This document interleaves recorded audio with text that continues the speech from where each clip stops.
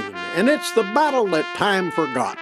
This Week in Texas History, brought to you by this station and the Save Texas History program of the General Land Office. August 18th, 1813, near San Antonio, Spanish Texas is in revolt. Insurgents, hoping to pull Texas away from Spain, have stormed in and declared independence. 1,400 occupy the town, but 4,000 Spanish troops arrive to put down the rebellion. Near the Medina River, the armies clash in one of the bloodiest battles in Texas history. After 4 hours, close to 1,000 soldiers lay dead. The brief republic is no more. One Spanish soldier named Santa Anna would return here 23 years later to put down rebels at a place called the Alamo. The little-known Battle of Medina happened this week in Texas history. San Antonio. I want to thank you guys. That last show I was getting some really great responses. We are going to protect our ancestors' burial grounds. Today, as to what you just saw there, we're here with one of Texas's historians and probably one of the leading historians on Texas history here, Mr. Dan Arellano. He's going to be speaking here and referencing to the reenactment that's coming up this weekend, this Saturday, the Battle of Medina, there in Von Army, Texas. This is Dan Arellano. Hi, Dan. Well, thank you so much for having me. Mm-hmm. It's always great to come back. I have been here a couple of times, but it's always good to be back.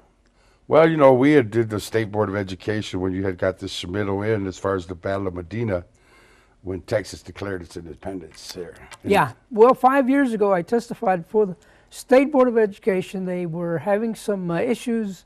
They were trying to remove a lot of our ancestors, the history of our ancestors, and we showed up in big numbers and we said, absolutely not. They tried to remove Thurgood Marshall, Cesar Chavez, and Dolores Huerta. Now, they were successful in removing Dolores Huerta, but the irony of it all is that while they were removing Dolores Huerta, she was in Washington, D.C., being awarded the Medal of Freedom by President Barack Obama. Wow. Imagínate, she was not good enough for the curriculum, but good enough. The Sessions live in Texas. Got that right, yes. You know, that was pretty interesting there, and, you know, we did have a big rally afterwards, and you know, a lot of changes happened in 2010. Yes. One of the great things that happened is that my testimony was adopted, the Battle of Medina and the founding of the First Republic of Texas, Bernardo Gutierrez Lara. That was adopted and put into the curriculum to be taught in the 7th grade, but only as an elective. We need to have it made mandatory that this part of history be in the curriculum, because if you look at the number of kids that are in school today, the overwhelming majority are Tejanitos, you know, they're Latinos, and they need to know about the history prior to 1836. And you know what you guys did, and let me let you watch this.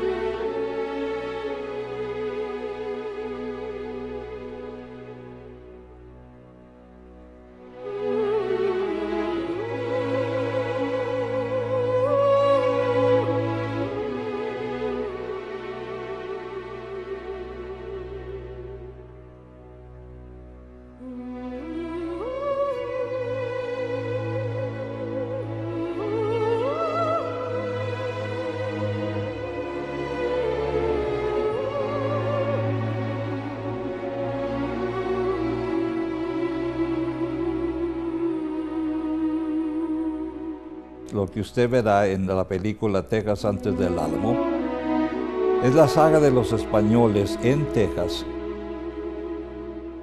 150 años antes de la batalla de El Álamo.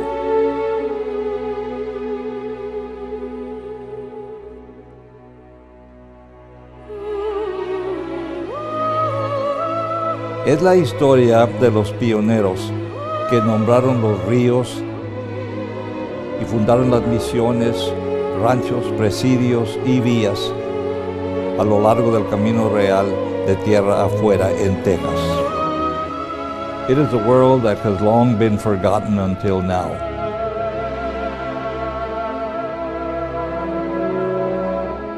A virtual Spanish gone with the wind in the American experience.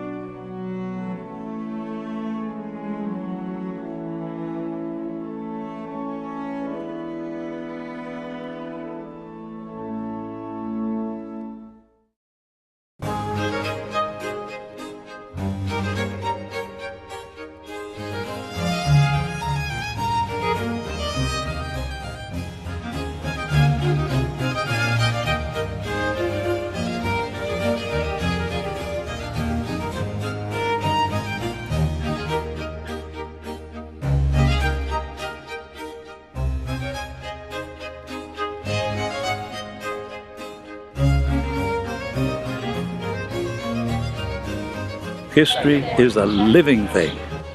It is evangelization through history.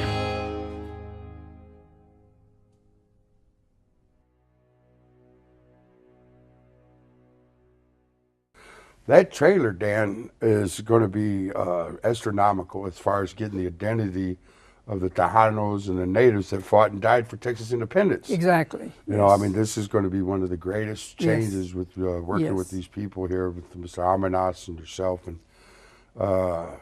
where do you see, or how are you getting that flag raised on the resolution you did, Dan? Well, there's only one way to do it, and that's within the system. We've got to go through our state legislatures. It's a state issue.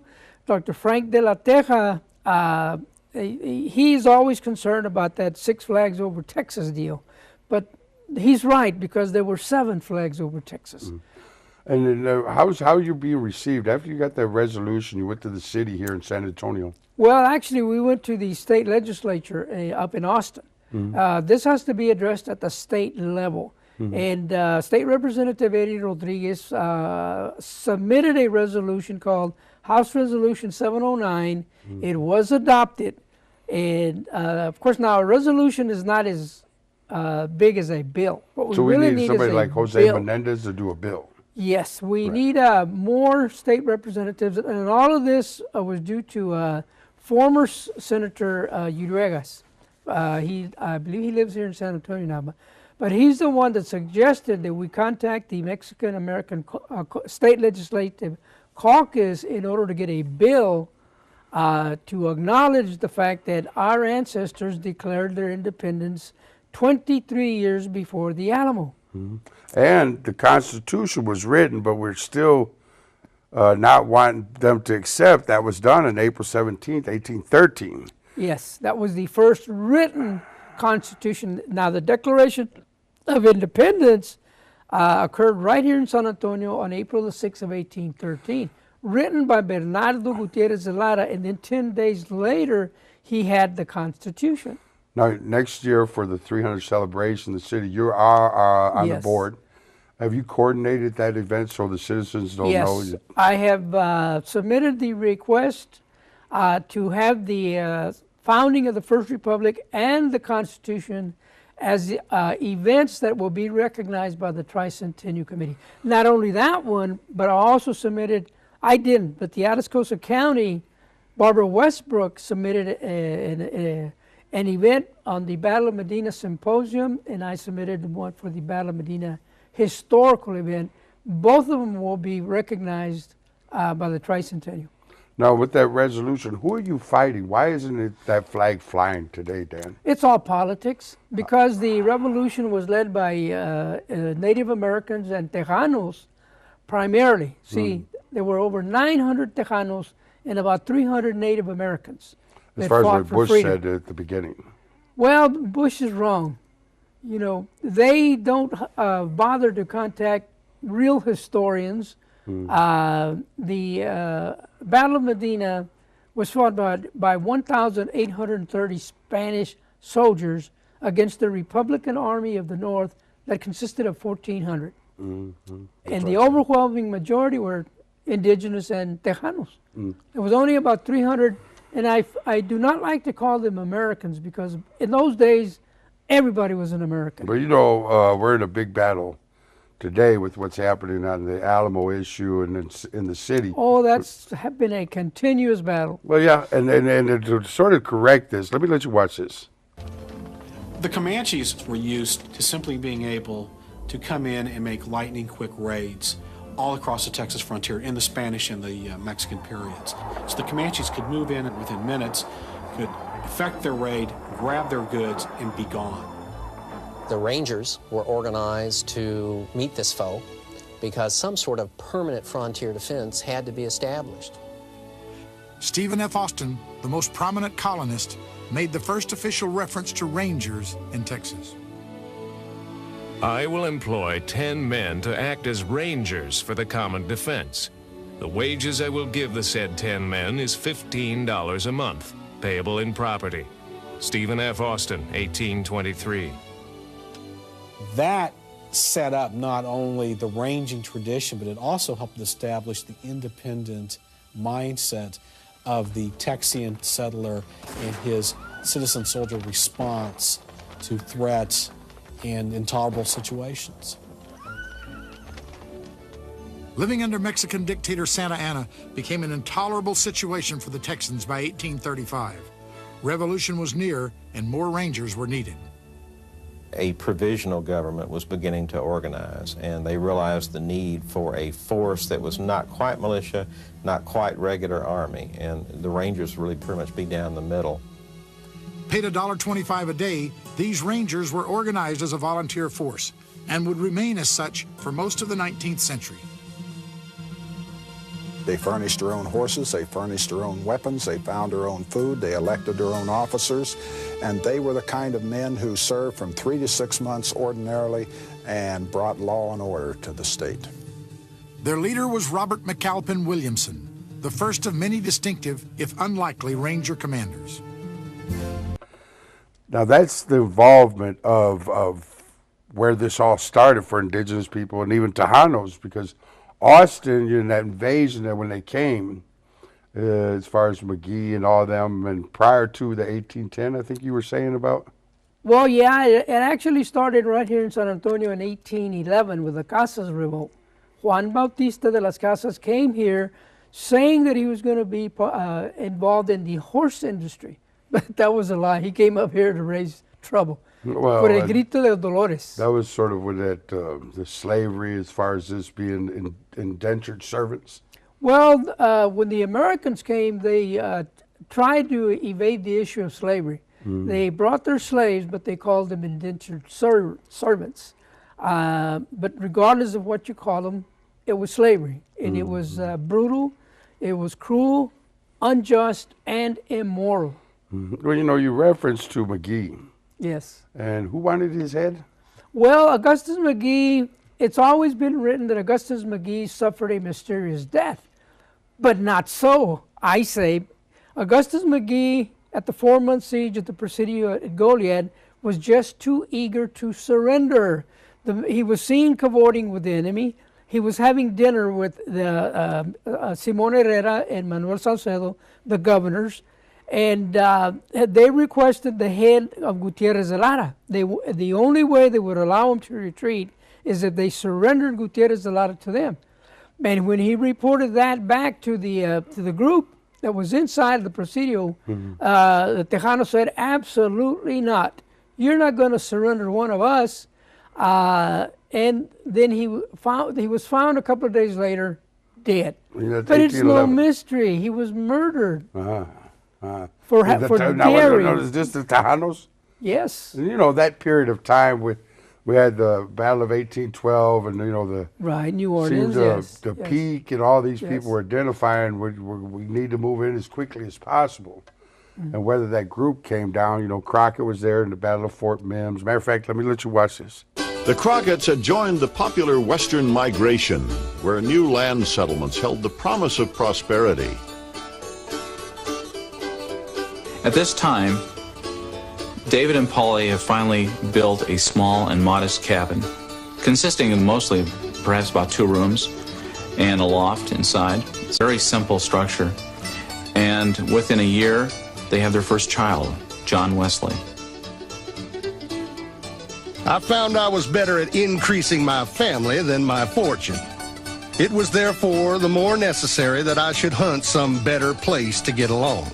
And as I knowed I would have to move at some time, I thought it was better to do it before my family got too large, that I might have less to carry.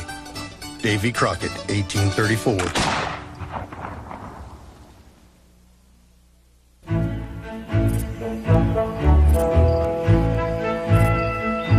The year was 1813, and the Crocketts were moving again.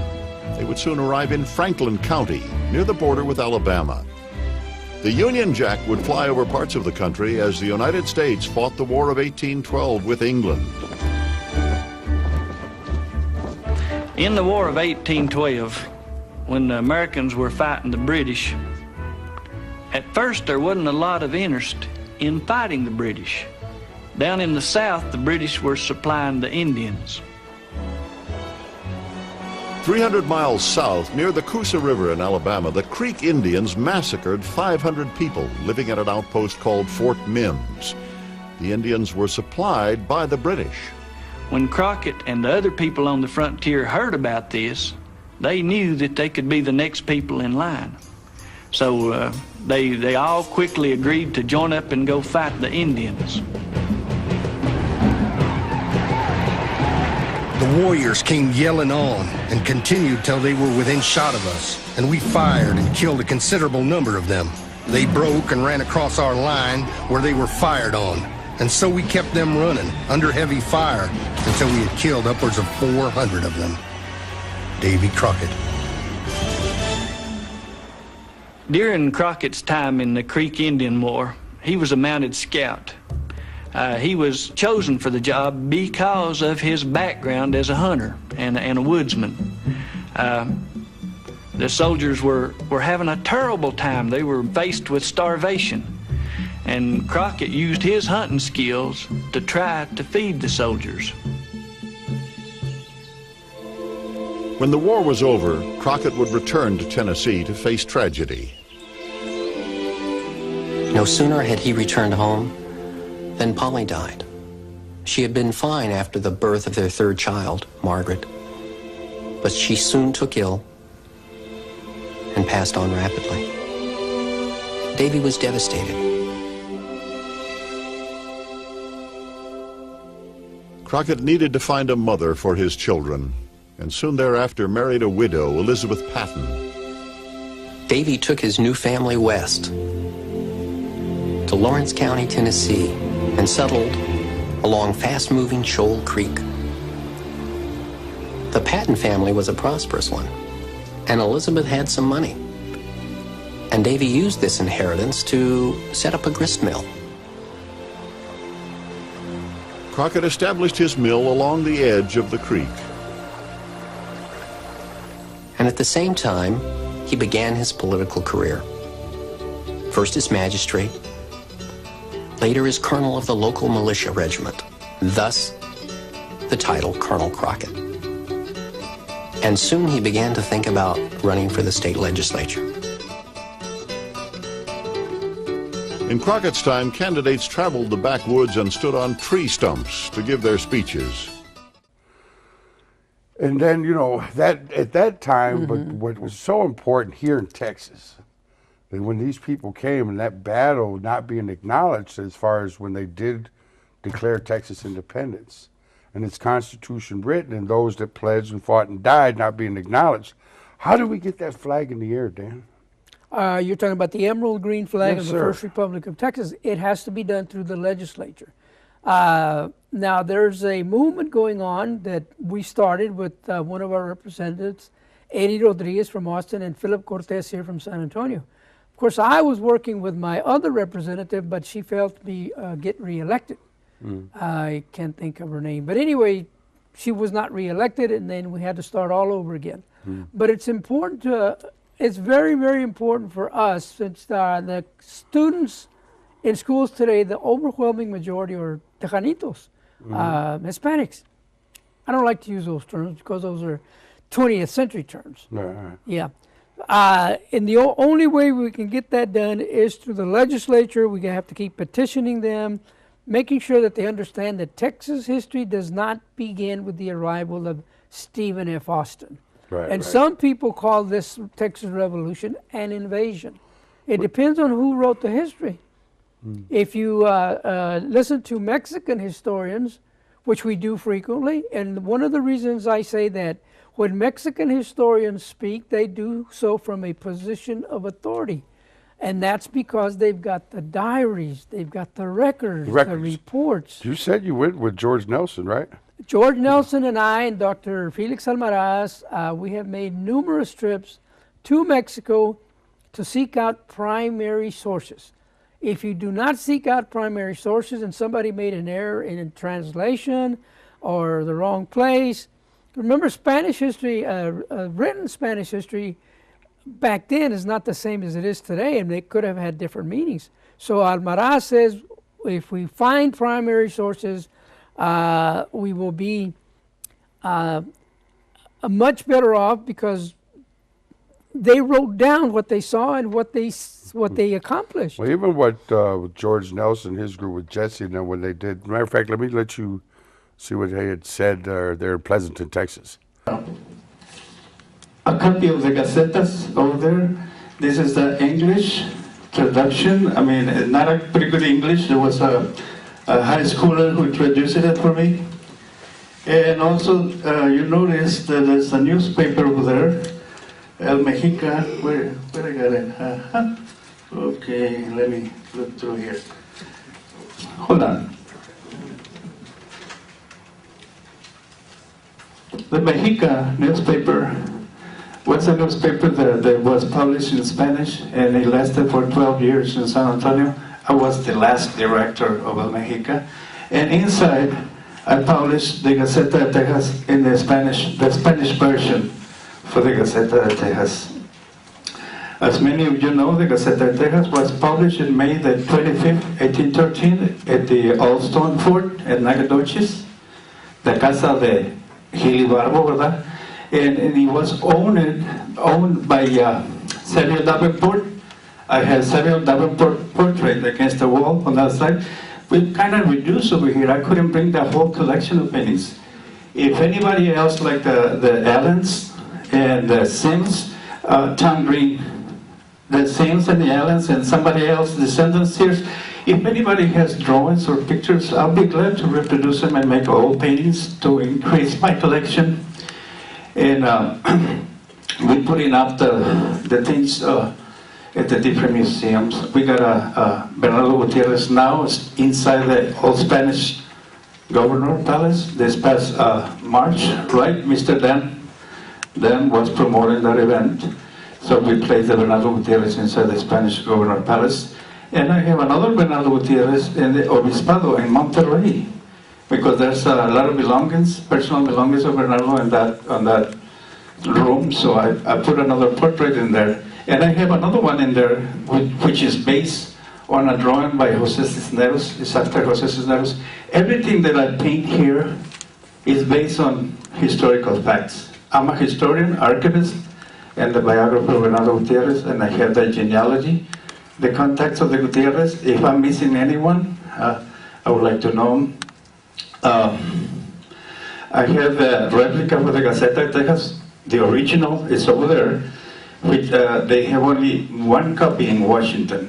Okay, so what I did is just I duplicated it a little bit, touch up in here and there. You as an artist, you know the artists what they do, and make it look like the actual Gaceta de Texas. But I'm sorry, but we have only one copy.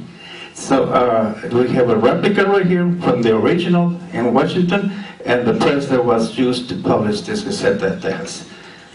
That being said, and acknowledge the Davenport and all these sons of the Republic of Texas today, why aren't they acknowledging the contributions that Tejanos are not sons of the Republic, or indigenous people are not sons of the Republic? That's when Texas declared its independence. Exactly. That's the first Declaration of Independence and the first Constitution that were written.